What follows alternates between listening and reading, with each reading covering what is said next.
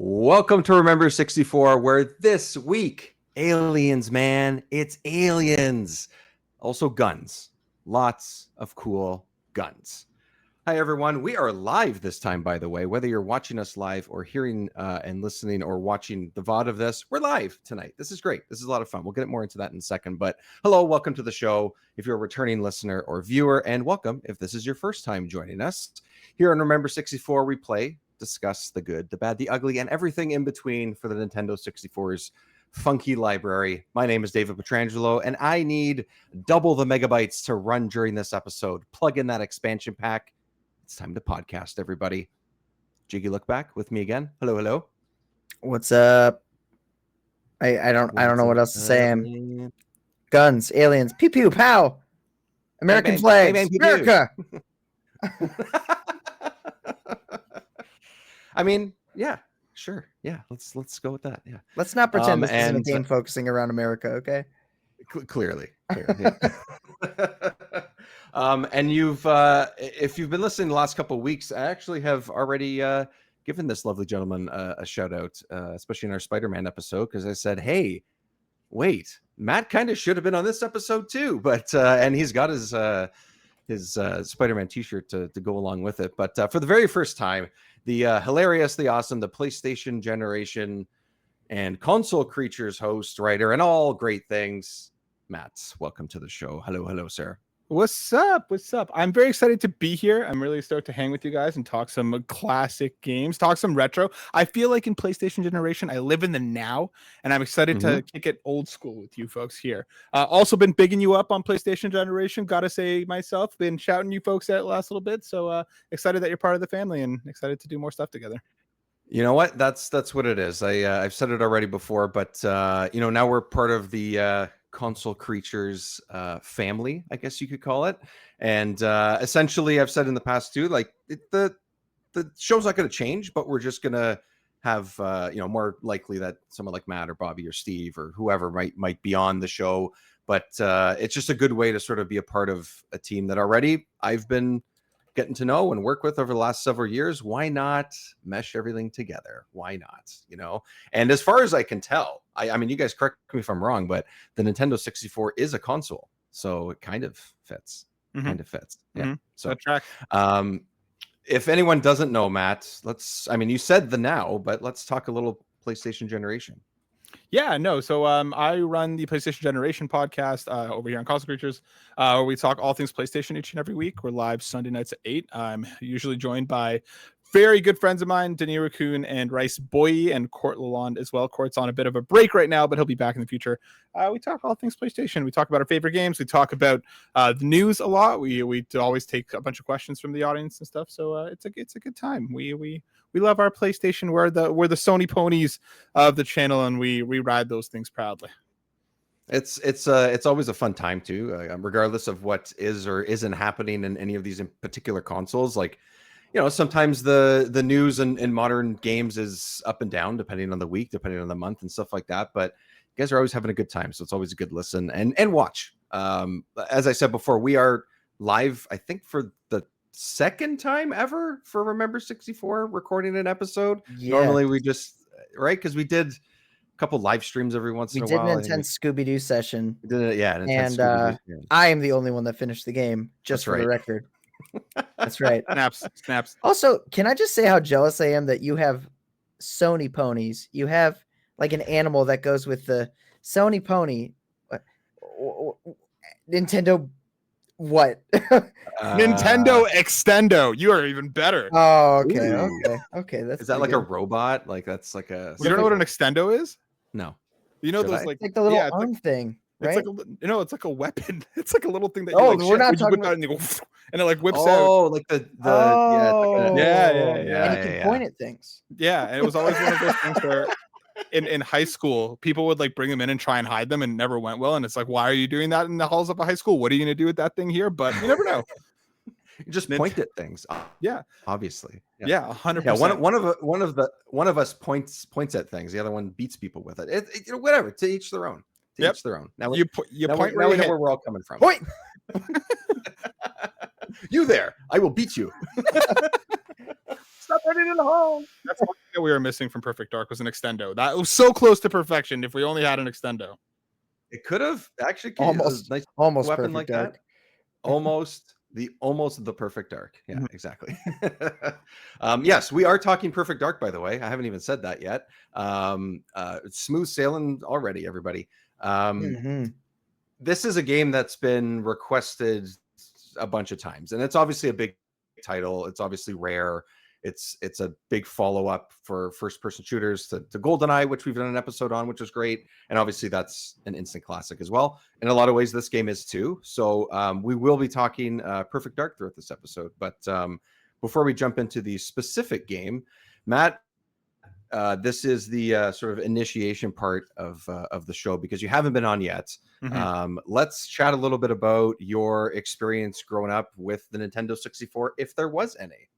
Yeah, I loved my N64 growing up. Like in the early days, I was actually like more. I was always a PlayStation kid first, and then when the GameCube hit, that thing took over my life. I think I was one of the few that was like I liked playing my GameCube more than I did my PS2, and the N64 was the foundation. You guys are the same then. Perfect. We're already linked up. I remember I got the PS1 on like Christmas way back when, and then I remember the N64 came out, and my friend, like my cousin, had it. So like I'd be out of his place all the time, playing Super Mario, playing what was it, 1080?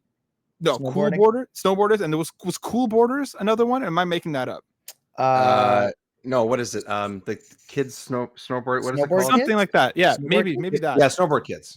Yeah, Played that all the time at his house, and then a little game called Super Smash Bros. Came out, and I became insufferable. I was like, Mom, what do I got to do to get this thing in my home? You don't understand. There's Mario, there's Pikachu, there's crossovers happening here. And I badgered her enough and complained enough, and I don't know how long she dealt with it, but she eventually caved. Got me one of the. Oh, it's actually right here. I got it right here. The neon green N64. Fantastic green. Yeah. Nice. Yeah. Jungle got green. that. And then yeah, dude, we played so much. Me and my two younger brothers play a ton of Smash, a ton of Mario Party, a ton of Mario Kart. Tony Hawk was one of like my most formative experiences. I remember me and my like we had an N64. My buddy down the street had an N64, but I think it was Tony Hawk's Pro Skater 2 that made you have the memory card, and neither one of us did. So we rented it, and like we basically like kept like playing the same parts over and over until his mom was a hero and showed up with an expansion pack, like the memory pack for us, and then we actually got to play more than the first hour or whatever it was. But man, I have a lot of warm memories with the N64. It was a very happy time in life where I feel like laid the foundation for a lot of the games that I love now. Yeah, a lot of good vibes. Yeah, and I know Jiggy's had like lots of experience sort of with a lot of not obscure games, but less obvious picks. Like you had a big library growing up and stuff. And did you, Matt? Like I know you mentioned Tony Hawk and you mentioned Smash and stuff like that. Was it very much like for me? It was those games: Mario Party, Mario, Zelda, whatever. Was it pretty much the same for you? Pretty much, like from what I remember, like the ones that like as far as owning sort of thing or playing the most of. Yeah. I was very much a rental kid. Like didn't grow up with the most amount of money in the home, so it was always more renting games than purchasing. The games that I bought were very few and far between. Even like my PS1, my dad knew a guy who knew a guy who knew a guy who modded the thing, and then he would get games, on a burnt little disc from a friend at work, and that wasn't really as easy to do on the N64. So for me, it was a lot of renting stuff, and then as soon as I brought it back, like counting the hours until it'd be back on the shelf and try and pick it back up before somebody else did. So for me, it was a lot of like the major stuff, like like you said, like your Star Foxes, your Tony Hawks, all of that stuff. I don't really remember any like hyper niche games that I would have played a lot of, but I'm gonna pull up a list while we talk here and see if one like pops out at me. But it was from what I remember, it was mostly the big stuff. Yeah, because Jiggy, like whether Matt's heard on other episodes or you guys talked about, like any of us talked about it before, but like. For me, it was the very typical stuff. But for you, like you just mentioned in the Spider-Man episode, if anyone heard that you had dozens of games on you at one point. And like, I feel like who had dozens of games at that time at any point? Like, it's crazy. I know you kind of like got lucky in some ways, which is I feel like what you have to do. But like you had those niche titles, and that's such a for me, it just blows my mind, honestly.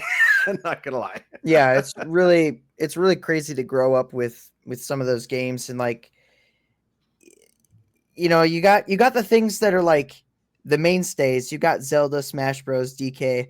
Then you've got the things that are like sort of people had sometimes. It was like Glover and like Buck Bumble and like Yeah, those. wasn't like Robotron one of them or something? Wasn't that Yeah, one? but I would put Like, Robotron down a peg of like the games that no one else had, but for some reason I did. And that would be like, that's your Robotron, that's your Charlie Blast, that's your Paperboy 64, Tonic Trouble. right. Like, yeah, some of those games that are a little more obscure. And that you don't think of automatically. Like there's so many obvious picks when it comes to games in this generation, even for PlayStation, even on GameCube. There's particular ones that you think of, I think, until we got to like probably like the PS3 and 360 era and stuff like that. Like those, then maybe there was a lot of like way more third party and things like that. But like when it really came to that generation, and then in the 90s especially, it was, and especially with Nintendo, it's very obvious that you're going to pick the Mario and Zelda games and whatever. One of the things that I keep thinking in my head is it's just so disappointing. I don't know how they would have done it, but or what the best way would have been, but a Metroid game on the 64 would be cool just to see what they would do with it. And it's one of the only franchises that doesn't show up, and it's really disappointing. It sucks because I love those games, but at least what we got after that was, and before that, was really good. But yeah, I don't know. Any standouts, Matt, or no? Not really. Nothing that's popping out at me, but something that did pop out at me as I made my way through this list is the magic that I experienced playing Hey You Pikachu for the first time. Again, like my buddy had it down the street, and we were just like, we can talk to Pikachu. You close the front door. There's no way. And I mean, it was janky as all get out, but like, I mean, it still was just like, only Nintendo gives you those like weird out of left field experiences. And I mean, like, Hey You Pikachu, I just remember being like, how far can we push this? And now it's just like, I genuinely am terrified for the day where we have like a full out AI Pikachu actually responding to our queries. And I just don't want to go down that rabbit hole. Oh, Jesus. Yeah. Did you ever see that there was some people that took Hey You Pikachu and they actually, I can't remember if they discovered it was the interface through the controller that made it really bad, or if it was the microphone itself that was really bad. It was one of those like end pieces that they basically just bypassed it and they put like a better microphone on, and the game's programming itself worked super well, and like every prompt worked no problem. So like all the jank came from the controller interface and that microphone. Really? So there were issues that with the N64 controller. That's just a shocker for me that people had problems with that specifically. That's wild though. I'll have to look this up because no, I've never heard of that, and that just blew my mind a little bit. Yeah. So like if you have an emulation with a microphone, you probably have a better time. Unlock the true power of Hey You Pikachu. I've been waiting for this day all my life. Now you learn something new every day. Here we go. There you go. All right, guys, this has been a great show. I've got everything I needed to from here. I'm gonna go do that. I'm glad we're here to help. We're here to help is what it is. We're here to help. All right, so let's jump into Perfect Dark. Let's talk a little bit about some of our experience with it. Jiggy, I'm going to go to you first because I know that you've played this. I know that you have some pretty decent amount of experience with it, at least. Probably more than the rest of us on this show. Probably. So yeah, probably. Which is actually a lot of the games that we play. It seems like that. Let's what was it like for you growing up, and then like obviously you've revisited it since then, probably at least a couple times. Does it feel the same, or like Perfect Dark? Let's go. Let's get into it. Why not? Yeah. So Perfect Dark. Perfect Dark is a game that I did not get to have as a kid because it is rated M. This, along with Conker's Bad Fur Day, are the little like I had to hide to play them sort of a thing. I didn't get to do it till I was like a teenager, till I was a little older. Just for that fact, it was a no-no. Although I'll be honest with you, Conquer I definitely wouldn't be able to swing when I was little, but I bet I could have convinced my dad because he was a super sci-fi nerd. I bet if I would have been able to like explain to him that it's about aliens and stuff, he would have been like, "Oh, that sounds great." But it's basically James Bond aliens. Let's be honest here. It's GoldenEye aliens, Yeah. and it's pretty freaking awesome. My experience with it is it's awesome. I love the single player experience. It's so much fun. Sometimes the game could chug, but I think that's part of the charm because they really pushed the N64. This is arguably one of the best looking games on the Nintendo 64. It's great. It's rare. It's quality. It's got an alien with an American flag vest. Like what more can you want? I mean, if you're looking for anything in a sci-fi setting, that's what it is, right? That's what it is. Yeah. For myself, I dabbled with this game. So because it was so late in the console, and around this time, I think I was probably playing a whole lot of No Mercy. I think, in 2000, it was like I just played wrestling the whole time. Like that was my life. And then I probably went back to like the stuff I always went back to, which was, going back to Banjo-Kazooie or Zelda or something like that. And I didn't own this game. I did have an expansion pack if I needed to, but probably for other things. I don't even know why I had one, but because I didn't even have DK64, so I don't even know what I was using it for. But so I had a couple friends who had it. I did rent it a few times, talking about rentals and stuff like that. And I remember knowing at the time, oh, this is like the sci-fi sequel, so to speak, to GoldenEye. Because I recognized the logo and I was like, oh, that's the Rare logo. They made Diddy Kong Racing, the best game ever. And they made GoldenEye. Like it was at that point where like, oh, I've seen it enough that a lot of the games I really love is made by this team or made by the same company, which is probably like one of the first times I ever really paid attention to any of that was games like this. And like a lot of their games, pretty much almost every single one that Rare has made, this game is freaking sick. It's great. Like it's really, really good. Is there another instance of a company that's not the company that developed the console being almost more influential in the games they made for that console? Yeah. I mean, sure, Zelda's very successful and Mario is very successful, but I mean, when you think of N64, most people think Banjo comes to mind right away, and then GoldenEye. Like so many, it was just banger after banger after banger after banger after banger, and that's all Rare. Like you said, as a kid, you recognized, hey, I've seen that logo. These people made this game. I can't remember any other company that I would have made that connection with as a kid, other than big developers like Nintendo or Sega, for example. Yeah, like Nintendo makes. I mean, honestly, as a kid, if it was on a Nintendo console, like, oh, Nintendo made this. Like that's just sort of, it's like the joke of parents calling every console an Xbox or a Nintendo. Yeah, like that. It's that kind of thing. Yeah, but we have Nintendo at home. We have. Oh, you have a Nintendo at home. You don't need to do this or whatever. Yeah, you already have a Nintendo. Yeah. No, Mom, that's a PlayStation or vice versa.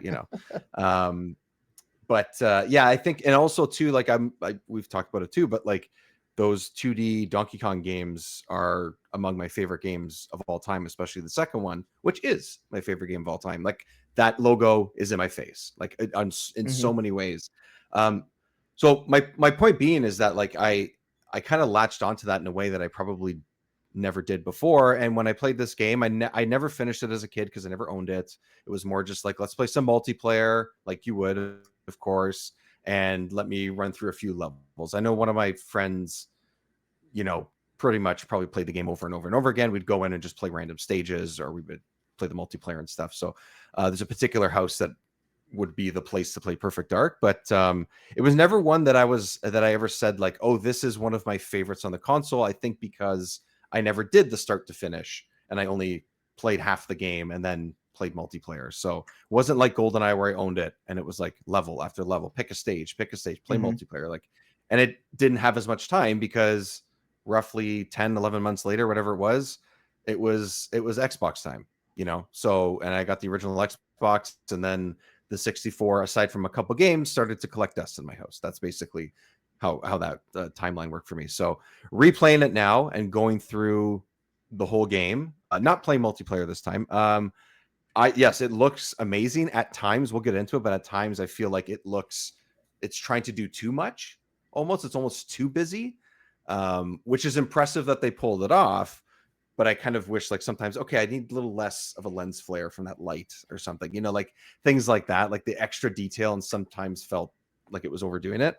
But the gameplay itself is great. It's tight. It doesn't feel like it's ripping me off. Like I never was, you know, smashing my head against the wall thinking like, oh my God, I'm gripping my controller. Like I'm not going to do this. Like they're really good at balancing. Rare always has been. And you feel that in GoldenEye, and you feel that here. And then you can mess around and kind of do stuff however you want, just like you could in GoldenEye.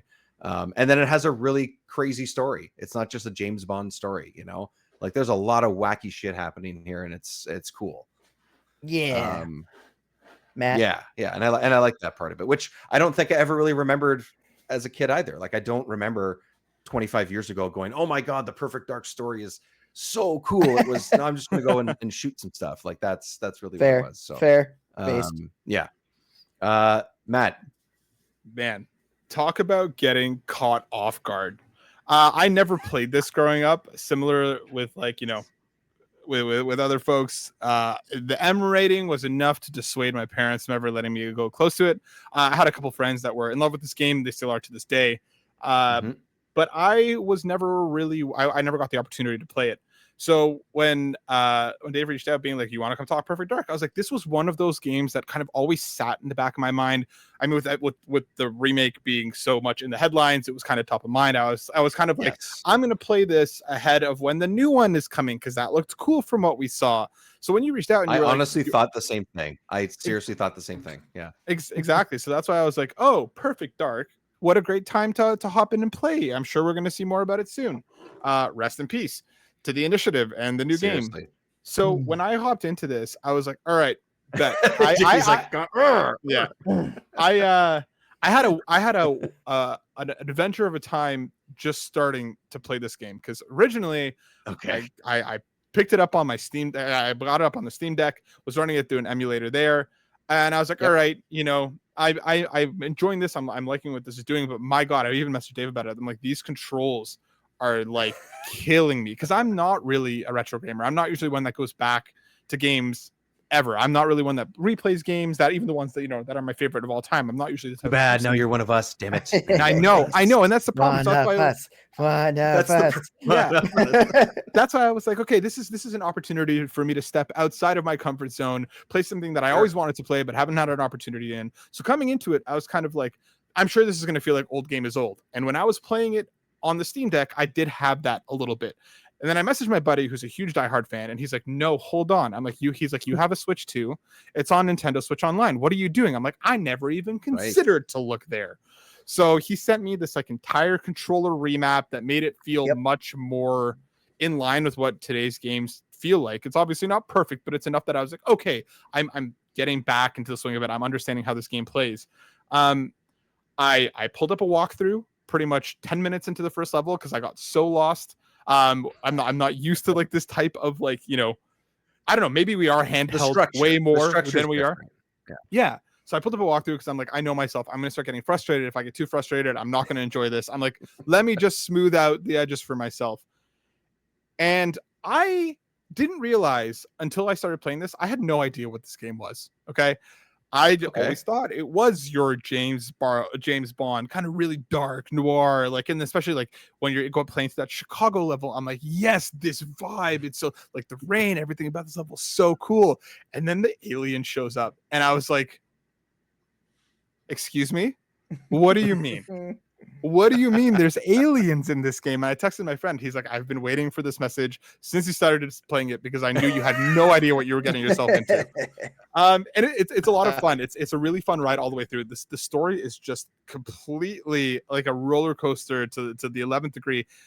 Much funnier than I think I was ever expecting from this game in a lot of moments. I will say I enjoyed like 75, the first 75% of the game more than I did the last 25% personally. But it was a really cool experience coming to a game that I thought I knew what it was, coming to a game that I never really expected to truly give an honest chance to, just because it was a relic of time. And this, Right. I was very surprised with a lot of it, with how reactive the enemies are, with how good the gunplay feels. There was so much here that I was like, oh, okay, this feels pretty good. Like, this is surpassing my expectations in the best way. So I had a lot of fun with it. Nice. I think I could see it. If you talked about getting lost in the first level, Mm-hmm. I hadn't played this game in 18 years, 20 years. Like, it's been a long time since I played this game. And I completely forgot that you had to like open up your laptop or the menu to even start the first mission. Don't even get me started. Don't even get me started how long that took me to figure out. Okay. It took me like 15 minutes. I was like, wait, I know I have to go somewhere. Like, this is a place I have. I was like, what the fuck is wrong with me? I'd love to. Then I hit the start button and I'm like, Even in the first level, like, I was originally like, okay, I'm gonna play the first level. I'm gonna kick off with like the easiest difficulty, and then I was like, okay, I'm getting lost here. I keep spending all these times on these like 2 bottom floors out of these like 3. I'm like, where am I supposed to go? And then I looked up a walkthrough, and they're like, go punch this lady, do this. I'm like, there's nothing like that in my objectives. What do you mean I'm supposed to be doing all these other things? How am I supposed to? Oh, there's different objectives for different difficulty levels. What a cool way to buy in. Like, at that point, it all started to click, but I did need to like do homework to get to the point where I was like, oh, I just never even considered that the difficulty levels would affect the way that I play the game and the way that the objectives roll out. So cool. But my God, I didn't remember that was part of it either. When I streamed a couple levels of it back a couple months ago, when I first picked it back up, there was a couple people who were saying on the stream, like, oh, no, that's different. You have to do. I was like, oh, I see like this hole in the wall or something, and it was like, oh no, that you have to deal with, or you do something with that on the higher difficulty. I was like, oh, okay. There's like an added, offshoot, side mission, if you want to call it that, or side quest sort of idea of progression and survival and things like that. I was like, oh, okay, because that happens in games, but not so often in games like this in this generation, right? So I thought that was pretty cool to do that as well. I totally forgot that was a thing, but yeah, I think that largely for me, the game was a ton of fun. I think I took me a while to be like, oh, this feel, because I was automatically like, oh, all the controls, everything I do is exactly the same as what GoldenEye is, and it's similar, because as GoldenEye is kind of like the back of my hand. I could just pick it up and just know exactly what all the controls are and what they're going to do. Oh, there we go. Here's some gameplay. There we go. Hey, there's Perfect Dark. If anyone's watching, we have it pulled up. So like it took me a few seconds to get going, and then I was like, shit, yeah, this is good stuff. Like, it is. There's a lot going on. There's a lot of little fun gadgets and things like that. I just it was really good to revisit it, because I really needed to remind myself that, yeah, this isn't just GoldenEye with Joanna Dark as the character. Like, there's way more going on here. The levels are more intricate. The enemies are smarter. They're not just rolling and waiting for you to shoot them in the butt or shoot their hats off, like things like that. Like, there's more. You can still do that stuff, but it's you can still have fun with that. This is more of a GoldenEye sequel than Agent Under Fire, I think, or is it World Is Not Enough? Sorry, not Agent Under Fire. World's Not Enough, yeah. Which we did roughly a year ago on the show, yeah. Yeah, and the thing I like about Perfect Dark versus GoldenEye, whereas you do have the sort of spy objectives in GoldenEye, they're more optional. Whereas like here in Perfect Dark, it's like that's what you're doing. You are a spy. You have to do these specific objectives to accomplish something. And then, like you said, the varying difficulty adds more objectives and more details. And it's not just a simple, like, you go to a computer and you have to type in the code and then you switch to difficulty. And then it's like you have to go in and you have to like type in, you have to like manually type in the code or something. Like, that's not the difference. The difference is you have to go get the code from someone who's on an obscure floor who's like carrying a package, and you have to like bust open the package and then like I'm making up a scenario, but it's like that's what it's like. They just add a It's- bunch of random crap, and it's like totally new stuff you wouldn't have seen if you didn't select the higher difficulty. And right. that's You're super. experiencing something different. Yeah, that's true. It Yeah. gives you incentive to push to the higher difficulty or just play it from there from the get-go. Right. It's a lot of fun. I do think it takes the GoldenEye gameplay formula and it just refines it. It's good. I'm not going to say it's better or worse. It really isn't. It's the same, but they added a bit more, I guess. Yeah. Yeah. I think the one thing that like I never really adjusted to, and I'm curious as to what you both think of whether it was an issue for you or whether it was just me playing on the Switch, but the sensitivity, especially when you're like fine aiming, was so fragile that like using the sniper like that the beginning of like the second level where you have to snipe those two guys before they shoot the woman on the pier. I restarted yeah. that I think like 10 times because like Mhm. moving to like the smallest degree, I was like, whoa, where am I going? I don't know if it was just Mhm. a Switch thing or if it's just again a sensitivity thing that I'm not used to because I usually crank the sensitivity way down whenever I'm playing anything. But man, like that was one thing that I was just like, oh wow. And I can't remember. I haven't played GoldenEye in a hot minute, but that was one thing that coming back to it, I was like, man, I did not remember this being as like this so sensitive here. That's I ran rare into reticle that. shooting. Is that Say yeah? that again. It's just rare reticle shooting. I Yeah. had the same thing going back and playing Jet Force Gemini recently on stream. Oh, And that's I mean, that's even for some reason, rare. It's like you don't notice it in GoldenEye as much because you're really not aiming that often. True. Yeah. I mean, it auto sort of centers and you're just kind of like horizontal panning. It's more chaotic though. Like GoldenEye is welcoming that kind of run and gameplay. gun Like sort it of wants gameplay. things to be a little crazier, especially if you're literally playing just to mess around. Like, how many times did you go back to multiple levels in GoldenEye and be like, I just want to see how long I survive? Like that happened all the time, right? It doesn't. You're right. You're not aiming. You're just kind of shooting wherever, right? So, anyways. Yeah. This one you want to be precise because you want to feel like a spy. You want to go, I'm gonna go knock him out quick. And it's like, well, okay, you gotta aim. And it's really difficult. And it's a trait of rare games. Jet Force Gemini is like that. Star Fox Adventures is like that. Banjo Tooie is like that. Like anything that has a first person control scheme in any way, and you have a reticle, it's really sensitive. Yeah. I think like I just said about GoldenEye, that's how I felt like that was a little bit different. But for this, I did run into that a couple times, especially at first. And I was playing on the EverDrive emulation. I was playing with the 64 controller. I played through it on the console. I started with the emulation, and then I looked at myself and I looked at my shelf and I was like, wait a second, I have the thing. What am I doing? Which, so by the way, EverDrive when you have the actual cartridge sitting there is what you're saying? Yeah, well, because the EverDrive's like always plugged in, so it's like an automatic, like whatever. I don't think there's not really a difference. I didn't notice a difference. I literally played the first level and I was like, wait, what the fuck am I doing? It's pretty good. It's the closest thing you can get to playing the game without actually having the game, if that's what you're using. But it's pretty much the same experience, identical. I mean, I didn't find any difference, honestly. It was just the first level that I repeated, but yeah, it was the Switch version though. The Switch version though, that is different. What's the difference? And the biggest defender, at least when I played, it's possible it's been updated since then, and maybe with the Switch 2, it's a little bit better. They had insane like motion blur effect when you got hit and you took damage. You like get stunned and everything is like super, super disorienting and blurry. It lasts forever and it's way too much on the Switch. I almost threw up when like the first time I get really bad motion sickness.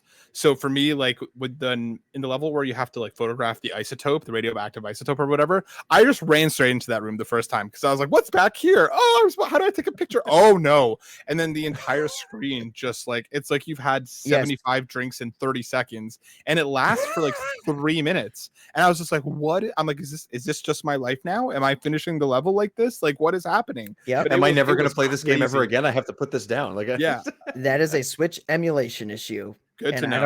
I don't know why they haven't fixed it. Interesting enough, there's also an Xbox arcade version of this game, and they revamped the graphics. Like it's not like a full. it is a remake, but it's like not a full, like crazy over the top, like Crash Insane Trilogy sort of video. It's like they just sort of Mhm. modernized it and they Mhm. replaced the character models so they don't look as jank, I guess. Not that they look super Oh. jank, but you know what I'm saying. They're Yeah, more they modernized. look fine. They look pretty good. But if you look up Th- the Xbox arcade version, you'll see what I'm talking about. Okay. It's I a gotta check that. weird in between because it's like it is a remake, but it's not like a full remake. But they did replace assets. I wonder if the Switch 2 version is that, because like just looking at like the screen right now, what I played seemed much more smoothed out. I don't know, like if that's the right way Right, like to cleaner. say. Well, and a lot of the emulation that they've done for the 64 on Switch in general, on any game, looks it's a little It bit it upscales cleaner it. edges, a little Mhm, bit. yeah. Yeah, it is. Yeah. It upscales it and it runs Um, at a consistent frame rate. Otherwise, Yep. Mhm.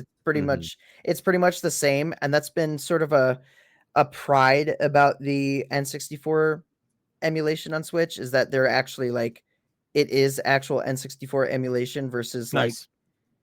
you know, they're not trying to modernize it, they're not anything. They're just upscaling it and trying to make it as like accurate as possible. But Mhm. unfortunately, they have been having glitches with things like when Ocarina of Time came out, there was like really bad fog and reflection effects and stuff were broken. And Perfect Dark has had this weird blur thing that's just Hmm. it's bad. It's playable, but it's noticeable. Mhm. And Right. it almost makes you want to get better so that you don't get hit so much so that you can make it I not happen. I will say that like I never noticed it that badly when I took damage. It was specifically when I got that rate, like when I Like went into stunned or something. specifically with the radiation, because like Oh, I okay. took damage and I died plenty of times. Don't get me wrong, but like I never Yeah. really, it didn't sway anywhere near as hard. What? Yeah, that room perfectly as we're talking about it, just past those doors. Like that specific time was the worst that ever was. So I don't know, maybe they just didn't fix like a specific instance of it. Because when I was taking damage and stuff, I never noticed it. It never hit me so hard that I was like, oh my god, what's going on? Hmm. That time though, my god. It Yeah. just lost it. It's- Dude. I feel yeah. I experienced it and I was like, oh my gosh. I thought my game like glitched and I had to like reload it because it was that bad. Man, It was that's forever. unfortunate because then people run into that and then they're just like, yeah, I can't. I don't want to deal with this. Like it's Right? because it's This a game game worth sucks. playing. It's a game worth like come on. It's funny though, because the way that I looked at it in the moment, I was like, oh wow, I have like radiation sickness. What a cool way to like show this off, that like it makes me feel like more part of the game, not knowing anything else around it. And like Sure. like I said, not having experienced it in any other kind of major situation. I was like, oh, they have some sort of radiation sickness. What a hyper specific thing. And they That is for do. one part of the game. You know what I mean? It's just not meant to last 20 minutes. I was like, they really kind of committed to the bit here, but all right, that's on me. Okay, this is the lane they're in. I guess they're Yeah. taking it. It's- This is my fault. So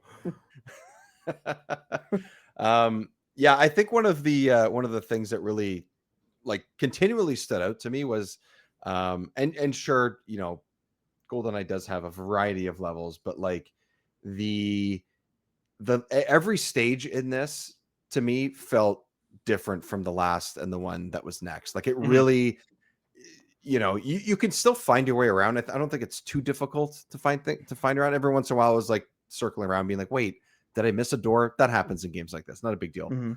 But I never felt like I was playing the same thing over. I never even felt like I had, you know, too many repetitive objectives and things like that. Like it really was, you know, go to the next like mission, be that spy in the next mission, figure it out, save this person, like all this stuff you could expect to have as objectives, but the way it was laid out, what you did, where you were, all of that stuff was great.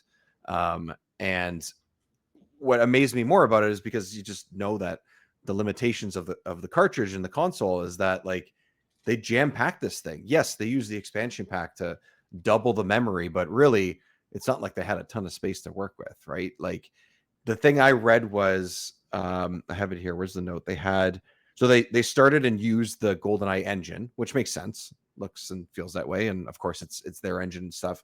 By the time they got to the point where they're like, okay, this is the playable condition and way we want this to be, you know, structured and how we want Perfect Dark to be, they only used 30% of what that engine was originally. They expanded on it so much and did so much work to make this what it is that it was almost just like, oh no, this is just really just point form notes that got us to this point. and then we're just going to build 70% of it from there. So they put a lot of work into this. Yes, this was years later, but it's not like this was the only game they worked on. It's not like it's the only thing they had on their table or plate to make. Like, it was an extensive years in the making kind of thing. And I think it shows. I think it really shows. I think it's really like a marvel of what you could pull off with this console. And I did think every once in a while, like I said, like, okay, I feel like it's over detailed. Like this light that would just showed on the screen that we were watching, I'm like, why does it have to be look like an alien ship is coming at me? Like, why does that light have to look like that? Like, just make a light, like I don't need it. But hey, they could do it, so they did it. Those little tiny features every once in a while felt like, okay, it's just distracting, but maybe I'm just being nitpicky. I mean, yes, but yes, part of it too is like, this is the end of the console life.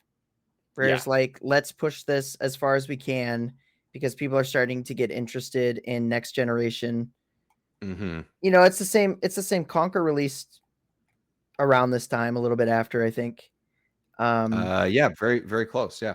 But yeah, between this and Conquer, those are like the two last hurrahs on the N64, and both are pretty visually demanding games. And I would argue that Perfect Dark is more demanding. I think it needed the expansion pack, but yeah, it still had a massive frame dips.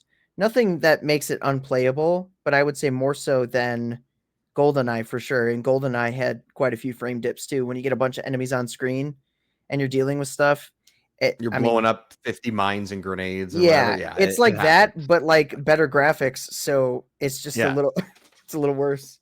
Yeah, but even like I know when you say like 4 megabytes is what they could work with, or 8 megabytes is what they could work with this, it's like, okay, that sounds like nothing, and it pretty much is. So it's already amazing that that's what they have to deal with to make these games. But like, just doubling, like if you put this side by side of GoldenEye and play it at the same, like you will, it is a noticeable difference. Yes, it's years later, but it's so much more detailed on even the most minor things. Never mind the lights, just the enemies look better, the guns look better. It plays smoothly when it doesn't dip, even though it doesn't dip too often or too severely. Like, it's just, they did such a great job of making it look and play and feel unique and stuff that I just like, that alone makes me tell people you got to play this, just to, especially if you didn't and you have experience with other at least shooters or first person shooters on the console. Like, you could play Doom, but Doom looks like Doom. You could play GoldenEye and then you play this and then you notice the difference for sure.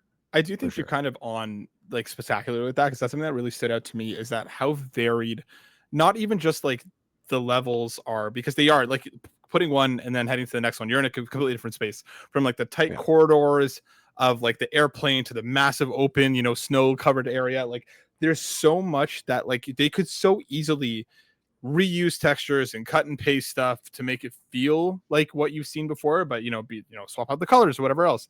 But they never do that, or at least not in any way that really ever stood out to me. And on top of like so many different objectives with the way that like you use your tools and the ways that you use your gadgets, that like, it's not just like one puzzle that you repeat ad nauseum throughout the entire game. It's like, whether you're, the cleaning joys to get to the lasers or whatever else that they're doing, or even just like riding around on that hover bike thing. Like, there's so much that they do that like isn't really used ever again, or used many times over, but it's still there. And it makes each level feel so different compared to what came before. It kind of blew me away, because I was expecting something more formulaic, and maybe that's just my own bias when I think back to that era of gaming, that I was expecting something a little more A to B and B to C and C to D, but it's not really ever that. They play a lot in the space that they have, but they make each one so different that it's just like they really commit to what they're doing in that space. Yeah. I mean, technically you do need to go from A to B in most of these levels, but it's all the stuff in between that really creates more of like, a spy mission, like Jiggy said before. Like they are making you feel like you're doing that. The only thing I will say is a couple of the stages, which I think one of them is like, I don't know, you're downtown somewhere. I can't remember what it is. You start in the alleyway. It's like the fourth level. Chicago, yeah. Yeah, is that the Chicago one? It's like, oh, be stealthy. And then the second you see someone, they're like, hey, shooter. Like, what?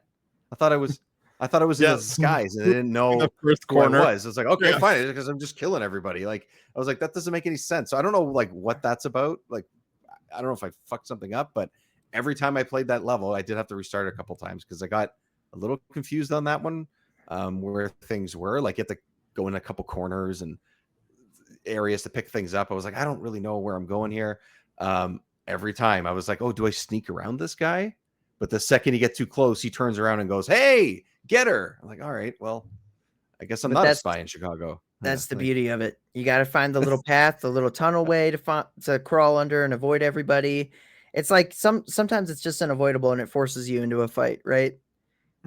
Sure, but this was like literally like the first guy. You turn the corner, and he's like, it looks like he's selling drugs in the alleyway with a trench coat. And all of a sudden, it's just like, knock him out. Don't kill him. Knock him out. I usually ended up waiting. What took me like 7 restarts was just like hiding around the corner and waiting for him to like mosey on by and then knocking him out and then taking the other guy out immediately. Because similarly, I ran to the corner. He's like, "Hey, what's going on?" I'm like, "What are you doing here?" Hey, nothing to see here. Just a normal person out doing normal things in a trench coat in the middle of the night. That's the only thing. Maybe I just wasn't patient enough. Maybe that's my problem. Probably. But I mean, there's a learning curve. You got to figure out what to do.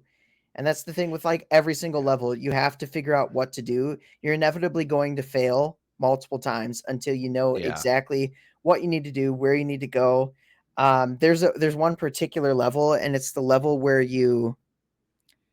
it's either this specific level or a level around this where Air Force One crashes and you have to recover the president, and there's a clone of the president. Yep. And the clone is evil, naturally. Evil twin.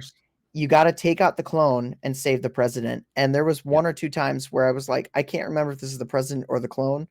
And then I would just like take him out and be like, oops, that was the president. My bad. Like, 50-50. Sorry, Mr. President. I did that a few times and then used the rewind feature to immediately jump back like 5 seconds. And I was like, nothing happened. We're good. Nothing happened. I wish I had that. I had to start from the beginning. Rewind feature is nice. Yep. Yeah. It is a nice. That stuff is key. Yeah. I wish I had that on some games. You know what? And the thing is with a game like this, I actually don't mind every once in a while. Like, okay, I got to redo it again. Cause like you guys sort of both said, you almost like perfect, and it encourages you in a way to kind of do it better. So whether it's a higher difficulty or you're replaying something, just like, and we don't have to, we keep referencing GoldenEye, but it's hard not to and compare it to GoldenEye. Man. Yeah, that's the game to talk about with this game. Yeah, but like you do that with that game too. You know, same difficulty or higher, whether you're messing around and doing funny things, just trying to survive as long as you can and blah, blah, blah, and things like that. Like, you know, taking less damage or making it through this particular spot or whatever, like those things are fun in games like this. And there's a few first-person shooters or a few action games or third-person ones like around now that have that idea, but I feel like it is sort of an element of its time too, where you don't get that kind of structure in missions and stuff like that anymore, and that chance to do that. I think. Let me tell you one of my favorite things about this game, because they just played it in this long play. I'm gonna pause it real quick. And I literally just like had my mind blown looking at this. Okay, so they blew up this wall, right? Secrets and Easter eggs and things like that. I live for. Okay, one of my favorite shows of all time is Psych. If you've ever seen the show Psych, I just started watching it like a couple of weeks ago. It's a fantastic show. And at some point, I'm not sure what season, maybe like season 3 or so, they started doing a challenge called Spot the Pineapple. And I remember I used to do this live where you could like tweet. You could be like, I found the pineapple and like where it was. So they would just put like a pineapple in every episode, like a random thing. It would just be like in the background and you'd be looking for it, right? It was a fun way to engage. Yeah. Okay. And I even extend that into my content. In my mystery videos, I tend to put little like scavenger hunt things. I'll be like, I did one on Spiral the Dragon, and I'm like, find all the dragon eggs in the video, right? I do stuff like that, and you got to really like look at the details. Like I'll hide it. Perfect Dark does it. Perfect Dark has areas throughout the game where you can find and I'll pause it when it shows up. Yeah, I show noticed up. that when they. Yeah. There it is. Cheese. Right there. They put cheese all throughout the game in various random places. Every level has Yep. it. That's why they need to double the memory. Yep. It's for the cheese, man. It's for the cheese. It's for the cheese. And it is, I mean, it is a treat to find. That's so funny. I stumbled across It's one. just I wish awesome. I could remember what level it was, but I stumbled across one of them. And then realized after, like, once I started looking at more info about the game and stuff, like after I played it, going, oh, that wasn't just like this random thing that I found. Like, oh, they purposely did this for every single stage. Just hilarious. You know, Yep. like Got to find the cheese. rare games like Matt, I think you mentioned off the top too, is like, oh yeah, there's some like humor in this that you didn't expect. There's humor in so many of these Rare's games, and like that's just like, this doesn't present itself like that kind of game, but it's there. And that's why, is because like when I ever thought of Perfect Dark, I thought of this, like, you know, this noir detective spy mystery, like, again, like something with Rare. No, I like, for what I know them as, this kind of lighthearted and fun company to do this like dark and, you know, different thing, which is one of the reasons I was like, okay, well, I have to check this out. And then like the tonal whiplash through the first couple levels, and then that alien shows up and things just go utterly silent. Like when I started running around with like a, what was it, like scuba gear on, I was just like, everything's done, man. Like it's over. Like, whatever semblance of seriousness that was still here, that's out the window at this point. And then you have an alien, a gray alien. Even when you get to that point where you're in Area 51 and it's like find the alien bodies, you're still like, you're locked in and you're like, whoa. Yeah. And then you save an alien, you're like, holy crap. And then he gets up and he's like, ow, my head. And I have a lot of it. Yes. What's your name? Elvis. And it's like, oh my gosh. Like, there's Rare right there. Yeah. It's amazing. Yeah, that's true. I totally forgot. I did not expect the whole that whole part. Like I don't remember that. I don't even know if I ever got to that point. Like I knew, maybe I watched someone play it or I've seen videos or whatever, but I don't know I ever actually got to the point where I saved the alien, you know, previously when I was younger and stuff. So I think I knew of it, so I wasn't super surprised, but I think the voice is what got me. This was like Uncharted 1 all over again, when like most, like 90% of the game is like grounded and whatever, and then they pull out like the friggin' Yetis or whatever it was in the last 15 minutes. You're like, what is do you going mean? on? Yeah. So that obviously it's much earlier in this game compared to that, but like I was like, I just never ever expected any of this. You know what's really cool? Because Dave, did you say you didn't know that there were going to be aliens, or like straight up?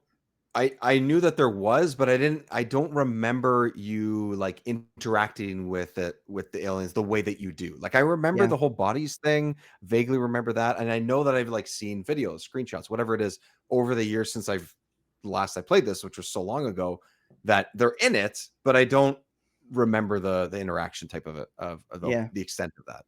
I'm not sure who did the art off the top of my head. Is it Kev Bayless or not? Or maybe not. I'll look it up. Whoever did the art, because the cover for the box is really cool. It's the face of Joanna Dark. Okay. And if you look in the one eye, there is a gray alien like in her pupil, like the reflection, which is such a cool detail that is very easy to miss. That's hiding his face, dude. I never noticed that either. I just until thought like last year.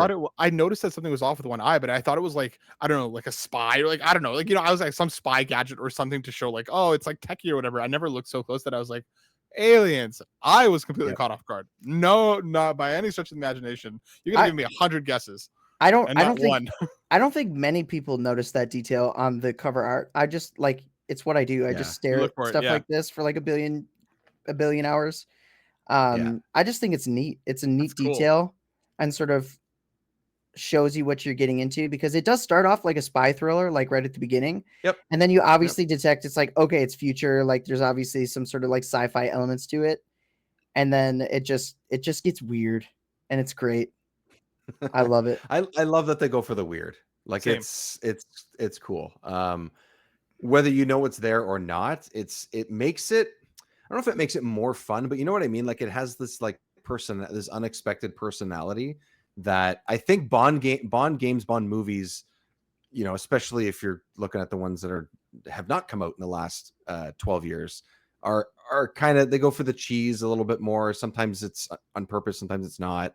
But you know, you're gonna expect some like, there's no way a human's actually gonna pull this off. Oh, of course he's getting the lady. Of course he's jumping off a building. Of course the boat does this and that and whatever. And like, you almost expect that to happen, which does in GoldenEye and does in the game as well, and gives you the opportunity to play those. And Tomorrow Never Dies was the same way and stuff. But this is an original idea, original concept that starts the way it does, and then goes for the cheese or goes for the goofiness while also being serious at the same time. And I think nails it, which is they easily could have fucked that up, I think. You know what's the craziest part too? This game, okay, so it came out in 2000, and this is sort of their depiction of the future. And they could have gone like way, way, way over the top, and everything could have been crazy. This feels like a very grounded way to look at the future. And the future in this game is 2023. Yep. And they are dealing with aliens, obviously, and they have an artificial intelligence. I'm just saying, we're 2 years past this date, and we have artificial intelligence. That's right. And we potentially have aliens. We're just waiting to get the full confirmation. We basically have it, but for some reason they're like, oh, we're gonna hold that back from the public. But I'm just saying, this is a pretty like unintentionally accurate depiction of the future. If you ever meet anyone named Elvis, be skeptical. Okay, that's all I'm saying. That's especially if they've got like a giant head and a little body. Like if something about that feels off. No, you know what the real tell is? You know what the real tell is? If they're wearing an American flag tank top, that's how you know. Would that be? I'm an American. We don't do that. Yeah, you're in it, not us. He's like hiding the tank just off screen, like right on his lap. Yeah. So I'm saying, when you find someone that wears it, you know they're an alien, right? I mean, if you weren't sus before, like in Men in Black, right? Like there's always the particular people, that they recognize. Like, people work at the post office, aliens. Yeah, 100%. I couldn't quite find the design, but there are multiple marketing and release. There's multiple covers for this as well. And I want to pull up this one so we can see it. I gotta zoom it in because it's a little too small if I don't. But this was like one of the enhance. Enhance. Damn it. I need to enhance. This is one of the covers. I'm gonna pull up the share screen thing here. This was one of the ads for in Japan, which was like super cool. I like that this ad came up as you said. Right. This is one of those ads. This is one of those. Yeah, what is this? Sticker Mule. Yeah. I love Sticker Mule. Shout out. Not sponsored. There you go. Okay. Look at that. I love it. That's stylish as fuck, right? That's cool. So like Japanese. And it is like, Japanese. It's giving me like the Ring kind of, you know what I mean? Like one of the things I thought of was, and it's written down as one of their inspirations. X-Files is one of them, which makes sense. But another one was Ghost in a Shell, which this kind of feels that way. You know, like the protagonist and the sort of like vibe of this ad. Anyways, when I was looking stuff up, I thought this was like, oh, imagine that was a cover too. Like that was an ad you saw. I don't know what it says underneath, but I thought that was a perfect really dark cool if design. You kind of just read it. Well, that says Perfect Dark. Thanks. There's that little expansion pack disclaimer in the bottom right. Yep. Nintendo 64 also down there. Is that also the Rare logo? I've never seen that one before. Yeah. What I'm wondering about, can you make this bigger? Can you zoom even more? It'll probably can I enhance? Hang on. Run a Pythagoras A23 algorithm. There we go. Where? Okay, so this bottom right. Down here? Did this come? Yeah. So right there where the expansion pack is. Oh shit, look at the box. Exactly. Oh, yeah. That looks like a big like Perfect Dark sort of included in expansion pack box I have never seen before. 2,000 yen more. There you go. Oh, because every time I looked this up and I saw this pop up a couple times, it was saying that this was just an ad. and I saw it a couple different places. But yeah, Yeah. I So actually for some reason my 7,800 eyes. yen. What does that translate to? Like $5? Roughly. In I this think that's like- economy, It's like I think 10 it's like Canadian $78. dollars, like $5 American dollars, right? Something like that. let's see. I'm gonna Is try. that how It's currency about works? right. Yeah, that's how currency works. Right now, as of today, 7,800 Japanese yen is 52.40 US. Oh, what a bargain. But yeah, I always remember that it's like 1,000 yen is roughly like 10 Canadian dollars, like roughly, obviously. Actually, that's almost exact. Right now, it's 72 Yeah, per $72 Canadian is 7,800 yen. Yeah, Mm, so pretty close. that Yeah, is so it's pretty still close. kind of around that range. That's cool. Mhm. That's crazy. Anyways, sidetrack. I just noticed that while I was looking up the other stuff. something that I wanted to shout out as we're kind of talking about like some of like the doofier kind of tone with moments in this game. The Yeah. thing that constantly killed me like through the entire game was just the enemies and their design. I loved how doofy they were. Like when they like run at you and they're like, and like they kind of do this whole like half turn swivel at you. Like every time I ran into just like any of the normal enemies, I'm like, all right, buddy, give me something here. Work it. Like, let's go. I loved how ridiculous they were. Yeah, and that's again, I think that's the whole rare approach thing, right? Like we talked about it when we did the world is not enough. I said Tomorrow Never Dies before, but the world's not enough when we played that game last year, Jiggy, we were talking about it and how we called it the wrong James Bond game like 3 times like between 7 us. times. Like Yeah, I called it Agent Under Fire. You called it it's awesome. it was Octopussy, right? It was that one. Do Yeah. you mean Casino Royale? I just wanted to feel Yeah, like yeah, it was- Casino, right. yeah. It was whatever the last one was called. It was that.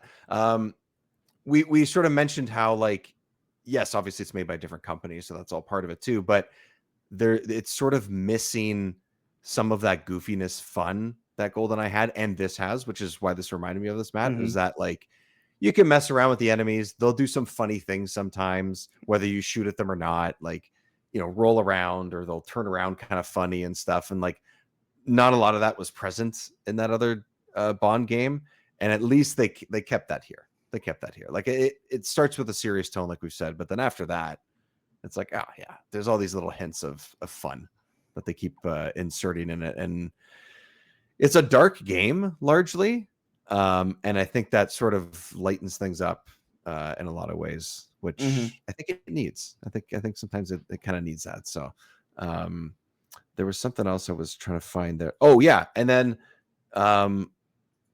talking about sort of how the game looks, how it acts, and things like that. The expansion pack was basically necessary to play this game. You couldn't play any of the campaign, I believe, without it. You could play like deathmatch or something, I think it was, in multiplayer, and like that's it. And then a couple like side mission things or something. But otherwise, forget it. Like you couldn't really play through this game. So it was pretty much a necessity. I think there were some boxes that came with it, but at this point, I think it was, well, if you have Donkey Kong, you probably have it, or if you have another game that needs it, you probably have it. But yeah, this is one of the games that was like absolutely necessary, because what we're watching in the campaign, you wouldn't see this, like you wouldn't be able to play it. It was only 30%, 35% of the game was playable without the expansion pack. So it's nothing. It's nothing. Yeah. None of the Completely story. necessary. It's none of the story. Yeah, none of the story. Yeah. And here we go. Alien weapons, baby. Yeah, that's why I wanted to skip ahead, because you do get it reaches a point where you're in alien ships, you're navigating through them, you're getting alien weaponry, you're raising heck. Like, it's awesome. The aliens are very interesting too, because there are a couple different species you got here. Right. And for the people that called me out on my wonderful Mysteries of Perfect Dark video for mispronouncing virtually all of them, I won't pronounce them, because every time I go to pronounce them, I completely forget how to pronounce them. So, I gotta pull them up. I'll try. Yeah, they're pretty crazy. There is one alien species that you actually go on the ship, and you basically stop them from being able to use their weapons. Right. But that alien species isn't shown, and there's actually concept art of what they look like, and they look like little ships, Like they look That's like cool. mini ships. It's very interesting. Hmm. Fun little tidbit for you. I was half expecting some of the ants to run across from Jet Force Gemini. Right. Like, Right. I was like, oh, maybe they're gonna have like one enemy that just like runs across the screen or something. You know what I mean? Or like in the background. Yeah, like a bunch of stuff like that. Or like in Jet Yeah. Force Gemini, you can make all the enemies look like Mr. Pants. Oh, Like something like that. That'd be awesome. Right. Yeah. Like just I just expected like that to be one of the Easter eggs, you know, to throw one of those guys in or something, or even like one of the crew, one of the Gemini crew, like to just be like standing there in the background or like on a poster Yeah. or something like that. Because what was it? Or I think it's in Banjo Kazooie. They have the posters for the Banjo-Tooie. poster, yeah, and Conquer Mm-hmm. has a poster in at one of the Rusty levels or Bucket Bay. something. Yep. Yeah. There's okay. So here we go. Here's the alien names. The I would just say Mayans, but I don't think that's what it is. Maians. Hey, if The if it's obvious on how to pronounce it, it's probably wrong because that's what I did. that's right. So And the Skadar. I'm gonna say it's Skadar instead of Skadar. I think I said Skeetar and people got really mad at me. Did Dave just take himself out because he mispronounced?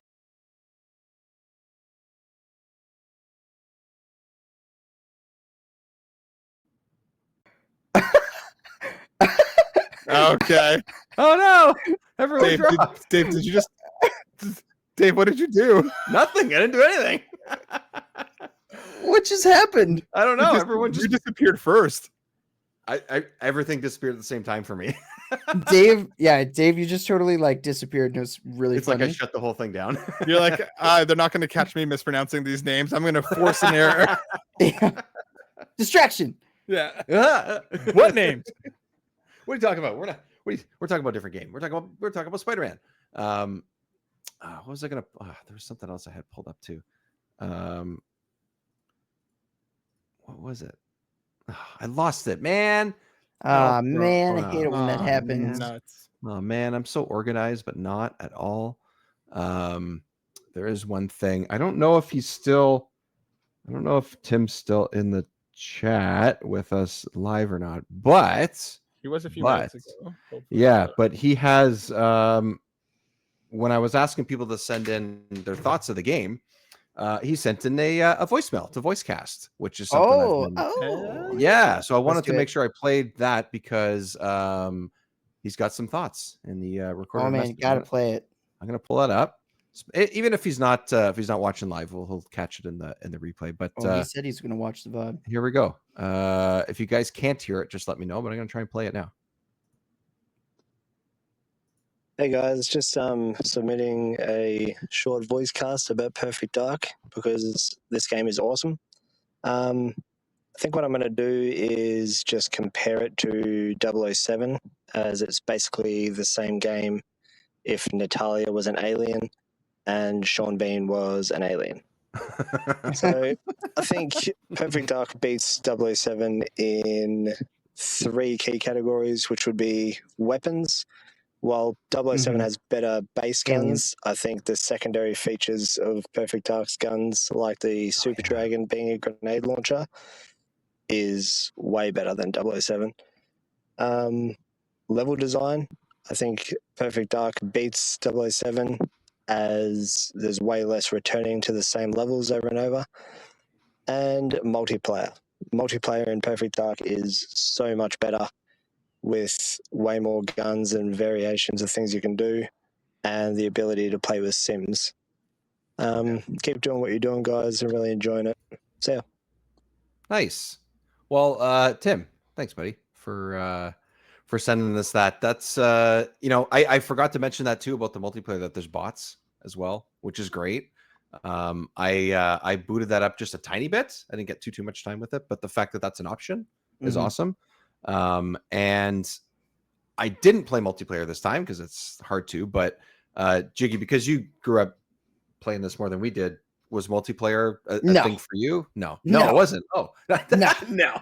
Never. Sorry, stupid question. Like virtually never played multiplayer in this game. I did play multiplayer in GoldenEye. No, it never came up. I don't know if it's really I can't even remember one time really playing it, if I'm being honest with you. Crazy. Like GoldenEye was the multiplayer game that we played. I don't think we even bothered to look at anything else.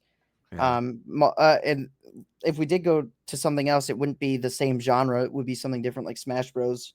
Or Diddy Right. Kong Racing, or Right. something totally different. Mario Party.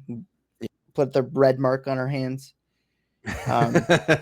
Yeah, no, we didn't. We didn't. Maybe I also think like maybe I'm sort of a weird judge for this game because I like it and I know quite a bit about it, but I also Right. didn't get into it till way after it was sort of mainstream out there, because I was younger. I was probably what 6 or 7 when this game came out. Ain't no way a little 6, 7-year-old was allowed to play rated M games. So Sure. like Yeah. multiplayer at the time that this game was a thing, like would have been much older than me. Yeah, that's true. So Yeah. Yeah, it was. I mean, I said earlier, like I did play it, but it wasn't. If you're gonna go to a FPS shooter on 64, like yeah, we were going to GoldenEye largely. It was more just the main house that did have it. My buddy that did have it was, yeah, let's just play that because you're the guy who has that, and we have a few controllers and stuff, right? yeah, But and I never played. I mean, to be fair, like the James Bond route, I did have Quantum of Solace, and I never played the multiplayer. Like never. I only did the single player. Was it Quantum of Solace or was it The Spy Who Shagged Me or what was? Yeah. Okay. Now we're just going into Austin Powers. Great. Yes. Yeah, that's true. Because like all these games had that. It's a matter of, but what hooked people was pretty much GoldenEye. Like and everyone was familiar and comfortable with it too, right? I guess that's part of it. But nothing wrong with that. Whether it was GoldenEye or unannounced Tom Holland 007 project, like either one of those was like just a classic on the N64. Classic 64. Totally. The other thing too is Jiggy, I sent this to you the other day when we recorded something, but I still can't find if this was, I can't tell if Chris Seaver, who is someone who worked at Rare, basically the creator of Conquer, I guess, if you want to put it that way. He's the voice of Conquer. What's that? He's the voice of Conquer. Voice of Conquer, yeah. Voice of Conquer, sort of creator of Conquer. Yeah. Wow, this is loading really slowly. I don't know why. He was posting something, and this was around.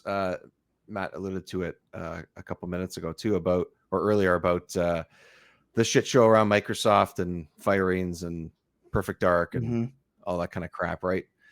We don't have to dwell on it too much, but point is, he posted this, which was a bunch of screenshots from a presentation that he and others did with when they were still with Rare about a Perfect Dark sequel. I don't see it anywhere where it says specifically this was a 64 game, but it would have been one of the follow-up or ideas for follow-ups and stuff. And there's a whole bunch of notes about the story and the setting and the fact that it could potentially have involved her sister and all these sort of like concept arts and stuff like that. Like I'm going to go back to his profile and stuff because he posted a bunch of these. I'm gonna have to go like way down, but like, oh look, it's Epstein. Look at that, lovely. There's an epilogue.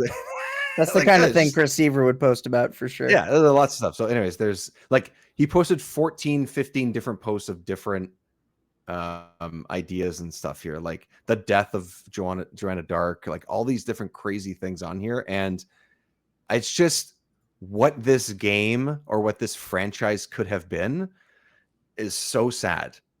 So that it hasn't happened. Forgive my ignorance here for a sec, but like, I know we had Perfect Dark 0, which like I know from what I understand, the fans of these games are more divided on. Is there a reason we didn't get like a more direct sequel to this? Like, did it not sell well in the time? Because I've always heard about how good this game is and how many people like revere and love Perfect Dark. Do we know why there wasn't like a actual like Perfect Dark 2 in the moment? No, there was a planned sequel with her Mhm. sister. Yeah. I forget what it was It was tentatively called called, supposed to but be called Velvet Dark. Velvet Dark. Yes, that's Velvet right. Dark.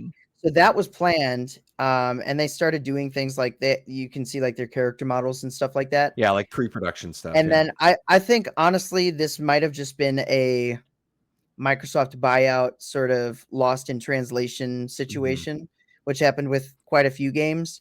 And the games that were in development at the time were the games that sort of transitioned and got later releases. And so Perfect Dark, like a sequel was planned, scrapped. Sounds like another one was planned, scrapped. But they wanted to do something with it, and they ended up making a prequel, probably just because they didn't. Maybe they had intentions of doing a proper sequel, Right. and they were like, well, maybe we can just do a prequel like right now, so we can kind of lead up to where she was, like explain her origin. Or maybe that's just what interested them a little bit more, like explaining her origin before they expanded upon it. But yeah, I don't know if there's a particular reason why they never properly made a Yeah. sequel. I mean, they were. Wait, there are aliens in this game? Right. I didn't see any. I don't know. What's part of it, I think, too, is that I think definitely the whole Microsoft thing and Nintendo and all that stuff was part of it. But and I didn't realize this, but a lot of the people that obviously that made GoldenEye made this game, and significant names on the project, like I can't remember the guy's full name. Is it Martin Hollis? Yeah, Martin Hollis was one of the guys that was like, he was the director of Perfect Dark and left halfway through the development. Gotcha. because of working conditions is what it's referring to in the things that I've seen. Whatever working conditions meant at the time, he left halfway through, which would have been probably, late 98, maybe sometime early 99, something like that. Because then the game came out in 2000. I doubt it was in development like an insane amount of time, because if this is built off the GoldenEye engine, when that release, A couple years, maybe at the most. Yeah, So you'd the- At the imagine most. crunch must have been brutal, especially Yeah. in that time frame. Like, good luck Yeah. ever leaving. yeah, and that's the thing. They were small teams. They were divvied up. They were Yeah. doing things. Like it. I didn't even know Chris Seaver was involved with Perfect Dark. Not that I haven't really dove into the development of Perfect Dark so much. I plan to.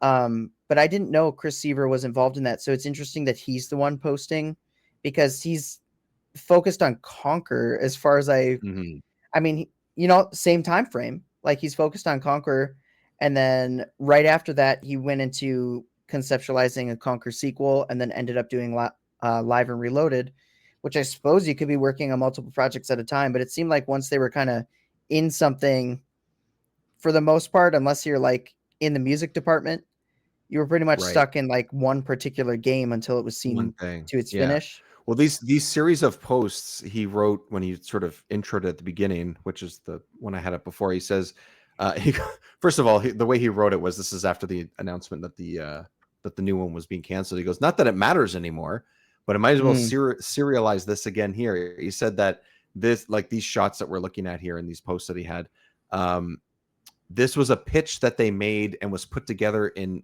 a week. So it was one of those things that happened really quickly and put together and stuff. So these are ideas that they had. Look at that alien actually looks. Look at Elvis. I don't like that new model. Ugh. Yeah, it looks Give me like the he's big from head. Black. Yeah, his head went from like vertical to horizontal, and I don't like it. His head went from like, I'm a genius alien with telepathic powers, to freaking Hey Arnold. To Hey Arnold. Yeah. Yeah, exactly. Also, a fantastic show. Let's be honest. Great fantastic show. We could have said Stewie from Family Great show. Guy, but we both went to Hey Arnold, so perfect. No. Hey Arnold is much better. Let's be honest. That's much better. Yeah. So, and then the other thing is, I mentioned that those Hollis and a couple of the guys left. The reason why I brought that up too, and I meant to earlier, was that they went on and created a new studio, which is sort of a semi-spiritual successor to what Perfect Dark and GoldenEye was.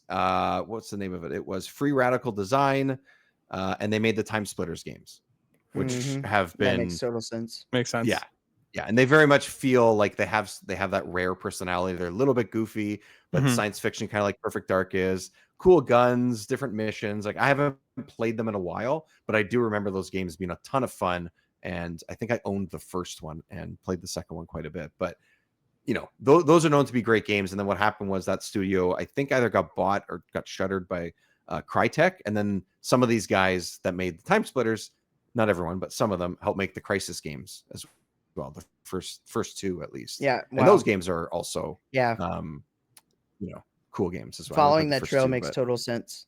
Yeah. And the fact that Crisis is that like cutting edge graphical game, like even to this day, like it's a joke. Like, can it run Crisis? Be like, to see that stem from Perfect Dark and the boundaries it was pushing on the N64, total sense. Makes total sense. I remember when the first Crisis, especially, and definitely the second one too, when those came out, it was like push the limits of everything. Like, and I don't think it was on consoles at first. I think it only began on PC, and it was like, you gotta get a beefy motherfucker to even get this thing to run the menu. Like, it's not gonna happen. Good luck. And I never played it until much later, until they hit consoles, because I didn't have that machine. Cool games though, really cool games. I don't know if we missed anything about Perfect Dark. I think when it really comes down to it, Matt, like you said earlier, like, oh, this is great that I got to play it for the first time and stuff. For anyone that has minimal experience, barely remembers it, or someone who hasn't played it before, do you recommend kind of going in the way that you did, like semi-blind? I mean, if anyone's listening or watching this, they know there's aliens now, or at least I think we think that there's aliens. Maybe there isn't. I don't know. We're still trying to figure it out, everyone. It was. Did you like the way you approached this and how it went in? And do you recommend sort of someone going in and playing this for the first time? I do, because I think it surpassed my expectations, and admittedly I think I was expecting a much rougher experience overall, and what I got was something that was surprisingly well put together, surprisingly smart, a lot of fun. I do recommend messing with the controls, to updating it for anybody who hasn't really played a lot of retro in recent years, to kind of update those controls where you can. And again, like, don't be ashamed. And like, I went to GameFAQs for the first time in Lord knows how many years. But what a fun memory, like walk down memory lane that was for me. Like, this game in its design does feel old game design at points. So I feel like for anybody who is journeying into it, I think it is well worth your time. I think it's a lot of fun. I think it's surprising in a lot of ways that you might not really be expecting. Just don't be afraid to mess with the controls, and don't be afraid to look up a walkthrough if you're getting frustrated, because these games are meant to be fun, right? Like, try and do whatever you will, but if you start getting stuck, just look it up. I had a lot of fun, like, and genuinely I am now looking forward to exploring more retro games in a way that I haven't really in a long time, because Perfect Dark surpassed my expectations and kind of brought me back to a space that I haven't really been in a long time. So I would definitely recommend people go back and check it out. Nice. Well, we got another 200-ish games left on this library, Jiggy, something like that. That's it. That's right. So we'll pick a doozy next time. How about that? Or what is a perceived doozy? And then we'll see what you have to say. But don't worry, we've already played Superman. We've already played Jiggy's favorite game, the Power Rangers game, and I don't know. And Carmageddon. Carmageddon's really bad. Let me just tell you, the Power Rangers game made such an impact on Dave. Dave can't go one single episode without bringing it up. Like, he said, it's my favorite, but it's really his. Now I'm curious. Okay, let me sell it to you. Okay, hit me. It's sort of like an over the top. It's not a twin stick shooter, but it's sort of like that style. Like you press A and you shoot, but you're doing like epic karate moves, like shooting energy. Yeah. Okay. And so you have like beat 'em up sections where you're navigating through a window, and then it switches to Megazord battles, and you can customize your Megazord and you fight, and it's like first person. Say no more. I'm in. Yeah. I was a huge Power Rangers kid, so you're speaking my language. There's nothing else to say because there's nothing else in it. There's nothing else. That's not. You don't need to say more. Oh, there is more. There is more. You can. There's the driving section. Yeah. There's driving sections. We'll leave it at that. Is this Power Rangers? If you want to call it driving. Yes. Lightspeed Rescue. Fantastic. Yeah. What do you mean? It has a massive 25 on Metacritic and 34% on Game Rankings. Dave, you're being far too critical here. I'm a terrible. It definitely person. is not the worst game that we've played. I'll say that much, but it's definitely not even close really. to the best. Come on, what was I don't know. I feel like it was. Maybe I'm forgetting something, but I feel like it was. I don't know. I mean, I think You had better Superman's, like, things to say. You had better things to say about Superman than I did. That's true. That's true. But it's mostly about So the part of it's sandbox, nostalgia based, treating it like a obviously. sandbox mode. The But I sandbox did thing, it. yeah, I which did was have an Power approach I Rangers didn't growing up. see. I have the Game Boy I forgot about version too, which is more like classic, like NES TMNT. That's different. That's Yeah. a whole other thing. That's even better. So, I was gonna um, say, I was just gonna say, if you're looking for, rather than customizing the controls to how you want them or almost want them on the Switch version, don't underestimate the Xbox Arcade version, because that is twin stick like modern controls. So Oh, there you go. You can go in and just play it like that right off the bat. yeah, which they did with GoldenEye as an option as well. If you play the re-release that they came out with last year, 2 years ago, whatever it was, same thing. You can play that fully twin stick if you wanted to. Yep. It's on the one that's on Game Pass. And yeah, I mean, which is fun. everything's an Xbox nowadays, so you can play that anywhere you want. Everything's an Yep. Xbox, but I played this on an Xbox because Mom says I already had an Xbox, so I had to play it on my Xbox. Jiggy, obviously, you recommend people playing this and stuff as well. I think we're all kind of on the same page with that. This is a no-brainer. This is one. This is a big one. This is a good one. This is one of the better N64 titles. It may not be like my favorite Rare game, but it's awesome. It's a great first-person shooter. It's got elements of Rare that I really like. But what's not to love here? It's great. Yeah. It's just got so much to offer. It does so much with the console. Like even especially if you have experience playing other games on the N64 and knowing the type of limitations that they had at the time of this and what they pulled off. Like I feel like that enhanced my experience playing it, was knowing like, holy shit, they did this.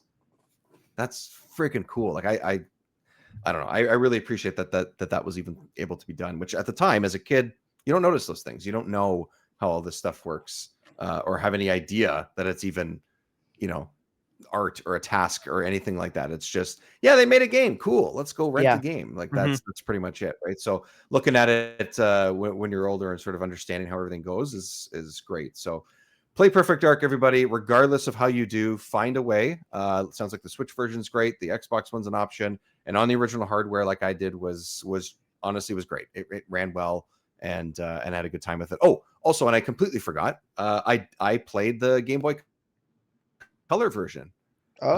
Because I also own that because I'm a crazy person. It's right there. And it has a rumble pack. That's right. It has a rumble pack on it. You put a little AAA battery in it, and when you get shot or when you shoot, bzz, bzz, bzz.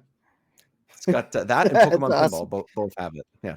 You ever hear the thing about the Game Boy camera? And you could like potentially transfer your likeness as like a model on the face onto the multiplayer faces. Yeah. That's what you're supposed. They did that and then they dropped it.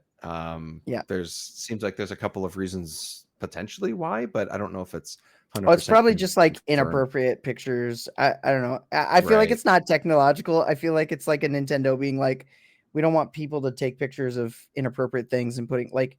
I would definitely like do a butt face. Like that's hilarious. Yeah. That would be hilarious. Yeah. Be like, what is that? That's a picture of my butt. It's just like butt face. It would go south very fast. Yeah. And that's just the beginning. Yeah. And that's just the first picture. Yeah. It's probably stuff like that. Yeah, for sure.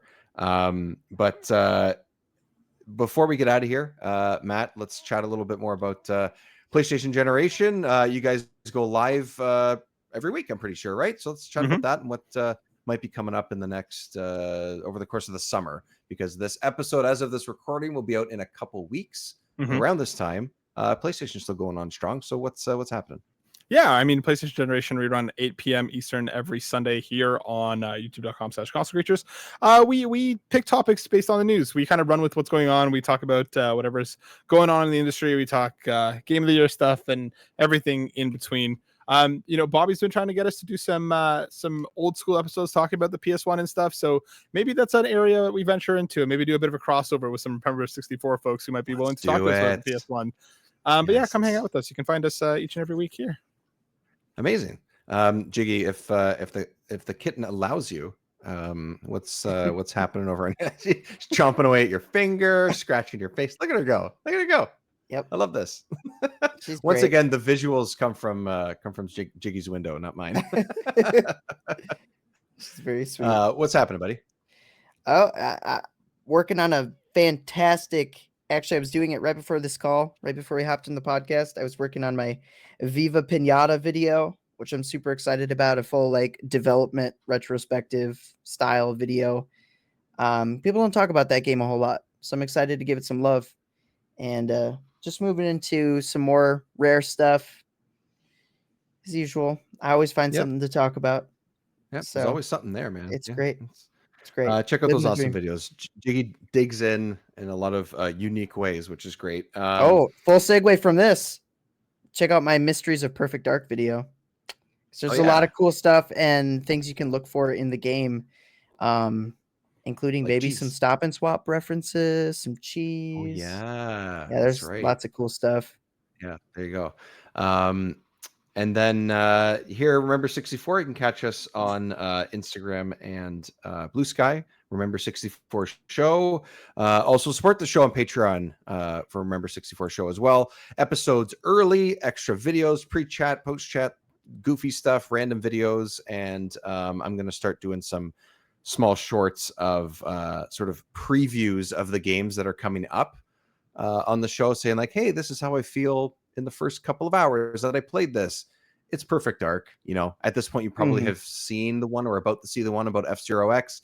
You probably know how we feel about those games, but I'm going to put one up anyway, and Patreon gets it first, and then it hits YouTube after that. So that's a way to sort of get some extra content on your eyeballs and your ears. Also, rate the podcast and tell your friends. That's always fun to do. And subscribe to the YouTube channel. But also, make sure you check out consolecreatures.com, because that is where you'll find these shows. You'll find writing for myself and Matt and many others. A lot of the time it is indie games that I'm covering. Matt kind of covers a gamut of a bunch of different types of games, but I'm largely the indie guy. So that's where you can find some of my writing as well. And every once in a while, some news pieces from him and I as well. But the Creature Cast, PlayStation Generation, Remember 64, all part of consolecreatures.com. And until next time, everybody, play some Perfect Dark. We'll see you next time. Ciao. Goodbye. Peace.